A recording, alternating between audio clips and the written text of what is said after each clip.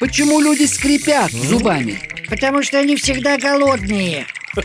Нет, некоторые люди могут скрипеть зубами неосознанно, только ночью.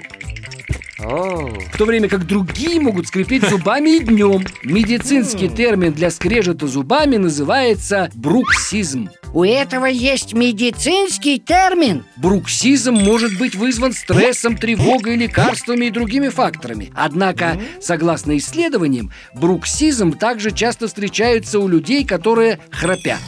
Храп возникает тогда, когда мышцы языка и неба расслабляются, и язык падает в заднюю часть горла, блокируя дыхательные пути и затрудняет дыхание. А бруксизм помогает открыть дыхательные пути.